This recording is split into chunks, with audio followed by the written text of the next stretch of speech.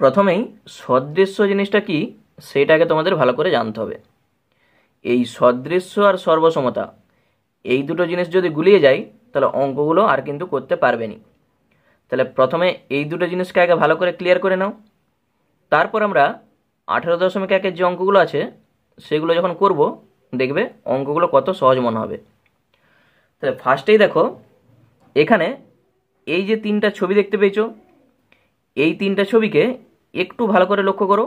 দেখো একটা ছেলেরই তিনটা ছবি, শুধু সাইজগুলো ছোট বড় আছে। এই সাইজটাকে বলা হচ্ছে স্ট্যাম্প সাইজ ছবি, এইটাকে বলা হচ্ছে পাসপোর্ট সাইজ ছবি, আর এইটাকে পোস্ট কার্ড সাইজ ছবি। ওই জন্য দেখো মুখগুলো সব একই, তাহলে দেখতে একই, শুধু সাইজটা আলাদা। ওই জন্যে এই ছবিগুলোকে আমরা বলবো পরস্পর সদৃশ্য বা সিমিলার। এরপর পরের যে দুটো ছবি আছে লক্ষ্য করো, এই দুটো ছবি একটা মেয়েরই কিন্তু ছবি, মানে দেখলে মনে হবে আলাদা, কিন্তু একটা মেয়েরই ছবি, শুধু একটা ছোটোবেলায় তোলা হয়েছে আর একটা একটু বড়োবেলায় তোলা হয়েছে। এই ছবি দুটার আকার কিন্তু একই, দেখো এইটারও আকার যা, এইটারও আকার কিন্তু তা, কিন্তু মুখের দেখো গঠনটা কিন্তু চেঞ্জ হয়ে গেছে, আর ড্রেসটাও দেখো চেঞ্জ হয়ে গেছে। তাহলে ওই জন্যে এই দুটো ছবিকে আমরা বলবো পরস্পর সদৃশ্য নয়, যেহেতু দেখো দেখতে আলাদা হয়েছে ওই জন্য এরা পরস্পর সদৃশ্য নয়। তাহলে দেখতে যখন একই হয়েছিল তখন তারা পরস্পর সদৃশ্য ছিল, যখন দেখতে আলাদা হয়ে গেছে তখন তারা পরস্পর আর সদৃশ্য নয়। তাহলে নিচে যে ছবিগুলো দেওয়া আছে এই ছবিগুলো দেখে তুমি বলতে পারবে যে কোনটা সদৃশ্য আর কোনটা সদৃশ্য নয়।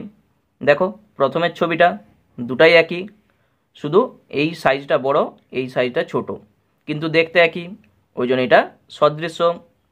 এইটা পরস্পর সদৃশ্য, কিন্তু তার পরের ছবিটা দেখো দুটা কিন্তু আলাদা, ওই জন্য এরা সদৃশ্য নয়। তারপরেরটা এরাও পরস্পর সদৃশ্য।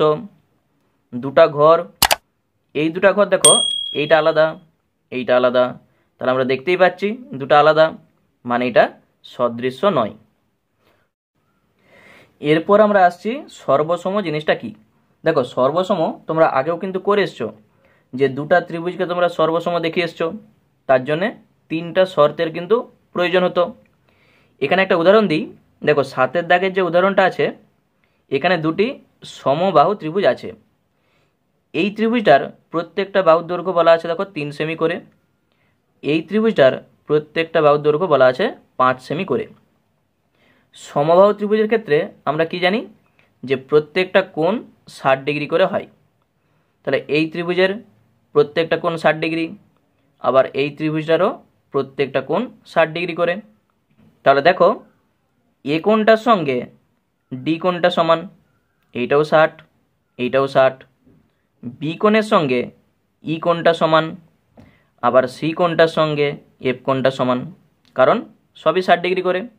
মানে এই ত্রিভুজের তিনটা কোণের সঙ্গে এই ত্রিভুজের তিনটা কোণ সমান, কিন্তু এদের দেখো বাহুগুলো কিন্তু সমান নয়, কারণ এইটার বাহু আমরা জানি 3 সেমি করে, এইটার বাহু আমরা জানি 5 সেমি করে। তাহলে কোণগুলো সমান কিন্তু বাহুগুলো সমান নয়, তাহলে আমরা বলবো যে এই ত্রিভুজ দুটা সর্বসম নয়। সর্বসম হতে গেলে অন্ততপক্ষে একটা বাহুকে তোমাকে সমান হতেই হবে, ঠিক আছে। মানে মূল ব্যাপার হলো এই ত্রিভুজটাকে তুলে তুমি এই ত্রিভুজের উপরে যদি বসিয়ে দাও, যদি মিলে যায় দুটা ত্রিভুজ, তখন আমরা বলবো ওই দুটা ত্রিভুজ সর্বসম। মনে থাকবে।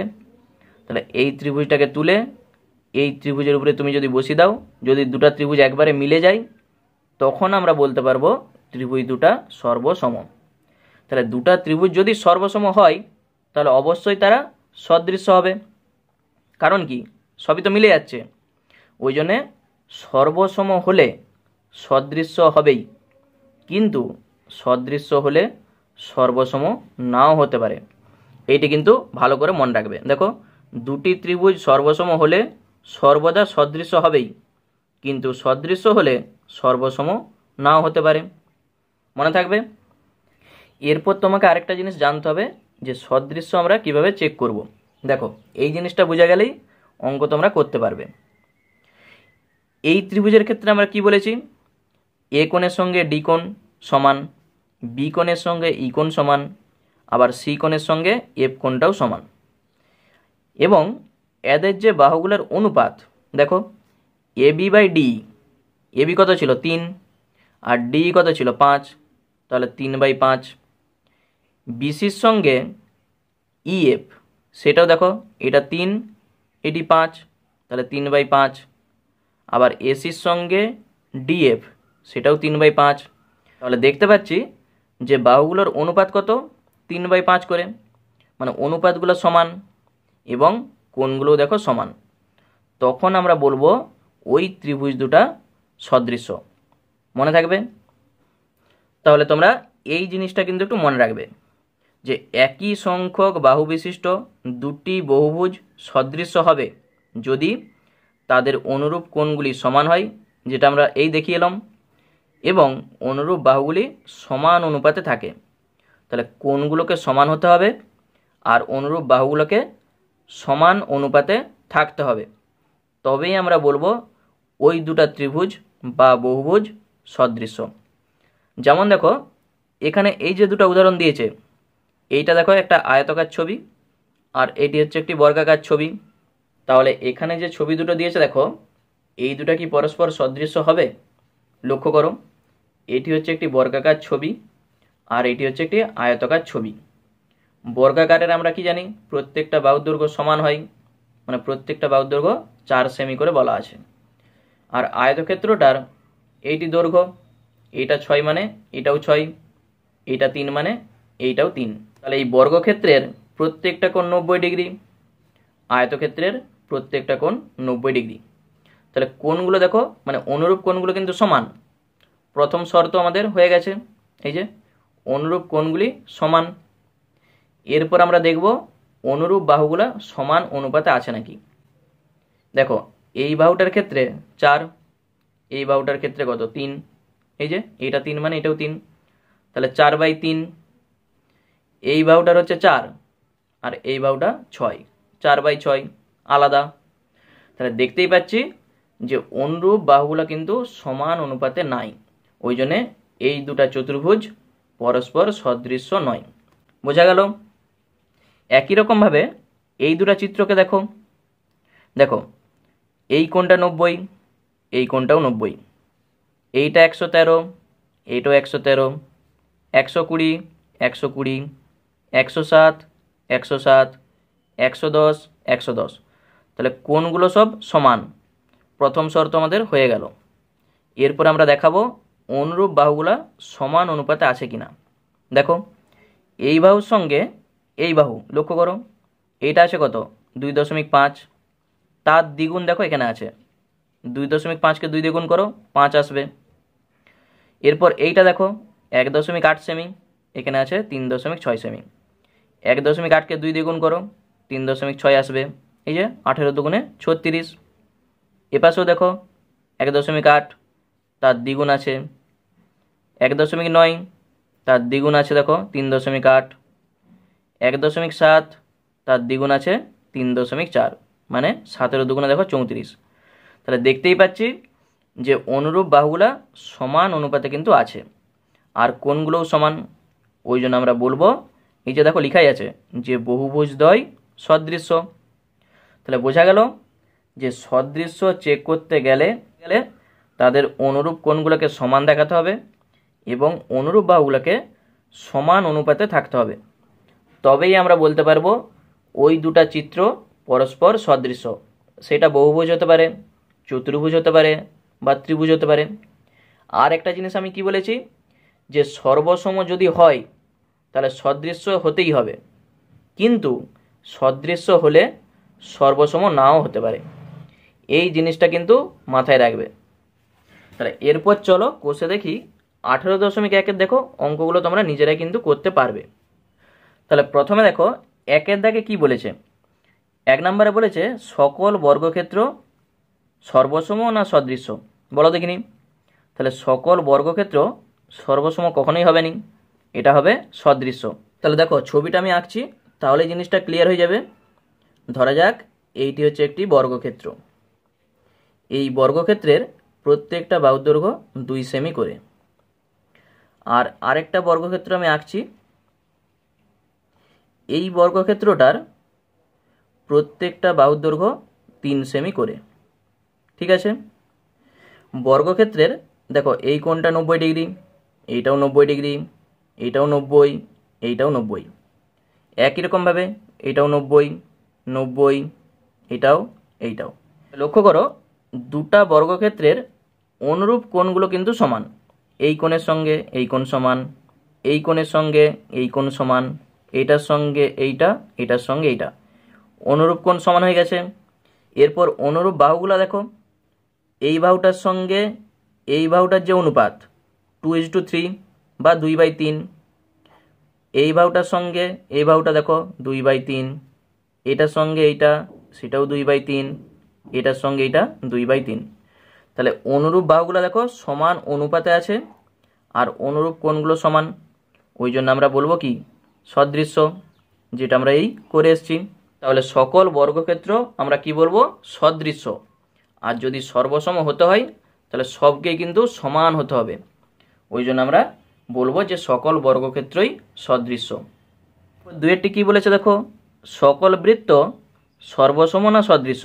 একই জিনিস, তুমি যদি একটি বৃত্ত বড় ধরো আর একটি ছোট ধরো তাহলে সেটা কখনোই সর্বসম হবে না, কিন্তু সদৃশ্য হবে। তাহলে ওই জন্য আমরা বলবো যে সকল বৃত্ত সদৃশ্য। এরপর তিনেরটি দেখো কি বলেছে, যে সকল ড্যাশ ত্রিভুজ সর্বদা সদৃশ্য। আমরা এই একটা উদাহরণে করে এসেছি যে সমবাহু ত্রিভুজ সর্বদা সদৃশ্য হবে। তাহলে সমদ্বিবাহু ত্রিভুজটা হবে না কেন, তার ব্যাখ্যাটা আমি দিচ্ছি। দেখো দেখো দুটা ত্রিভুজ আমি আঁকছি, এই ত্রিভুজটা আর একটা ত্রিভুজ আমি আঁকছি, ধরো এই একটা ত্রিভুজ। এই ত্রিভুজটার ক্ষেত্রে এই বাহুর সঙ্গে এই বাহু সমান, মানে এই দুটা বাহু সমান, আর এই বাহুর সঙ্গে এই বাহু সমান। এই কোণটা যদি 50 ডিগ্রি হয় তাহলে এই দুটা কোণ কত ডিগ্রি করে হবে, তাহলে 180 থেকে 50 বাদ দাও, 130, তাকে 2 দিয়ে ভাগ করে দাও, মানেই কত 65 ডিগ্রি করে। এই কোণটাও 65, এই কোণটাও 65। এই কোণটা যদি 100 ডিগ্রি হয় তাহলে আর কত থাকলো 80 ডিগ্রি, এইটি 40, এইটি 40। তাহলে দেখতেই পাচ্ছ দুটা সমদ্বিবাহু ত্রিভুজের অনুরূপ কোণগুলো দেখো সমান নয়। তাহলে আমাদের কি ছিল, যে অনুরূপ কোণগুলোকে সমান হতে হবে আর অনুরূপ বাহুগুলোকে সমান অনুপাতে থাকতে হবে। তার মধ্যে যদি একটা না হয় তাহলেই আমরা বলবো তারা সদৃশ্য নয়। তাহলে দেখতেই পাচ্ছি যে কোণগুলো সমান নয় মানে আমরা বলে দেবো এটা সদৃশ্য নয়। তাহলে সদৃশ্য কোনটা হবে, সমবাহু, এটা কিন্তু সদৃশ্য হবে। ঠিক আছে, তাহলে সকল সমবাহু ত্রিভুজ সদৃশ্য। এরপর চারেরটি দেখো বলেছে দুটি চতুর্ভুজ সদৃশ্য হবে যদি তাদের অনুরূপ কোণগুলি কি হবে সমান হয় এবং অনুরূপ বাহুগুলি সমান অনুপাতে থাকে বা সমানুপাতি হয়। ঠিক আছে, যেটা আমরা আগেই বলে এসেছি। তাহলে দুটি চতুর্ভুজ সদৃশ্য হবে যদি তাদের অনুরূপ কোণগুলি সমান হয় এবং অনুরূপ বাহুগুলি সমান অনুপাতে বা সমানুপাতি হয়। এই হচ্ছে আমাদের অঙ্ক। নেক্সট আমরা চলে যাচ্ছি নিচের বাক্যগুলি সত্য না মিথ্যা লিখি। বলো দেখিনি। একেরটা বলেছে যে কোনো দুটি সর্বসম চিত্র সদৃশ্য। আমরা আগেই বলে এসেছি যে সর্বসম হলে সদৃশ্য অবশ্যই হবে, কিন্তু সদৃশ্য হলে সর্বসম নাও হতে পারে। তাহলে প্রথমটি কি হবে, সত্য হবে। নেক্সট হচ্ছে দুয়েরটা দেখো, যে কোনো দুটি সদৃশ্য চিত্র সর্বদা সর্বসম, কখনোই নয়। তাহলে সদৃশ্য হলে সর্বসম নাও হতে পারে, তাহলে এইটি হয়ে যাবে মিথ্যা। তিনেরটি দেখো, যে কোনো দুটি সদৃশ্য বহুভুজাকার চিত্রের অনুরূপ কোণগুলি সমান, তাহলে ঠিক না ভুল। তাহলে আমরা জানি কি যে সদৃশ্য বহুভুজাকার চিত্রের অনুরূপ কোণগুলা সমান হতেই হবে আর অনুরূপ বাহুগুলা সমান অনুপাতে থাকতে হবে। তাহলে এই যে অনুরূপ কোণগুলি সমান, ওই জন্যে সত্য। চারেরটি দেখো, যে কোনো দুটি সদৃশ্য বহুভুজাকার চিত্রের অনুরূপ বাহুগুলি সমানুপাতিক, তাহলে অবশ্যই ঠিক। অনুরূপ বাহুগুলোকে সমান অনুপাতে থাকতে হয়, ওই জন্যে সমানুপাতিক। 5 কি বলেছে, বর্গক্ষেত্র ও রম্বস সর্বদা সদৃশ্য, ঠিক না ভুল? দেখো আমি ছবিটা আঁকছি, তাহলে জিনিসটা ক্লিয়ার হয়ে যাবে।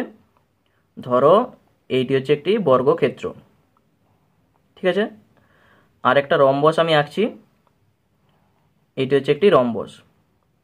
রম্বসের প্রত্যেকটা বাহুর দৈর্ঘ্য কিন্তু সমান হয়। একই রকমভাবে বর্গক্ষেত্রের প্রত্যেকটা বাহুর দৈর্ঘ্য সমান হয়, এটা নাই ঠিক আছে। আবার এই বর্গক্ষেত্রের প্রত্যেকটা কোণ দেখো 90 ডিগ্রি করে, কিন্তু রম্বসের প্রত্যেকটা কোণ 90 ডিগ্রি করে নয়। তাহলে কোণগুলো সমান নয়, ওই জন্য আমরা বলে দেবো কি, এরা সদৃশ্য নয়। তাহলে তাহলে বর্গক্ষেত্র ও রম্বস সর্বদা সদৃশ্য, এটা ঠিক নয়, ওই জন্য আমাদের অ্যান্সারটা হয়ে যাবে কি, মিথ্যা। 3 দেখো বলেছে একজোড়া সদৃশ্য চিত্রের উদাহরণ লিখি। ওই যে উদাহরণ 7 দাগেরটা, এই যে দেখো উদাহরণটা আমি আরেকবার দেখে দিচ্ছি। এই যে এটা হচ্ছে একজোড়া সমবাহু ত্রিভুজ, তারা পরস্পর কি সদৃশ্য, কারণ কি কোণগুলো সমান এবং বাহুগুলো সমান অনুপাতে কিন্তু আছে। এই ত্রিভুজটার প্রত্যেকটা বাহুর দৈর্ঘ্য 3 সেমি করে, এই ত্রিভুজটার প্রত্যেকটা বাহুর দৈর্ঘ্য 5 সেমি করে। তুমি এগুলোকে চেঞ্জ করতে পারো, এটা 2 সেমি করতে পারো, এটা 4 সেমি করতে পারো। তাহলে এই হচ্ছে উদাহরণ। এরপর 4 কি বলেছে, একজোড়া চিত্র অঙ্কন করি যারা সদৃশ্য নয়। আমি এই দেখিয়ে এসেছি, আমি আরেকবার দেখিয়ে দিচ্ছি। দেখো এই যে দেখো এইটি হচ্ছে উদাহরণ, এরকম বিভিন্ন উদাহরণ আছে। তাহলে এরকম ছবি এঁকে তুমি মানগুলোকে চেঞ্জ করতে পারো, দিয়ে বলে দেবে এরা পরস্পর সদৃশ্য নয়। কারণ কি, দেখো কোণগুলো সমান কিন্তু বাহুগুলা সমান অনুপাতে কিন্তু নাই, ওই জন্য এরা পরস্পর সদৃশ্য নয়। তাহলে এই হচ্ছে আমাদের অঙ্ক। তাহলে আশা করি তোমরা বুঝতে পেরেছো যে সদৃশ্য আর সর্বসম জিনিসটা কি। যদি ভিডিওটি ভালো লাগে একটি লাইক করে দাও, কমেন্টস করো, আর নতুন নতুন ভিডিও পেতে অবশ্যই চ্যানেলটিকে সাবস্ক্রাইব করে রাখো। আজকে এই পর্যন্তই, ধন্যবাদ।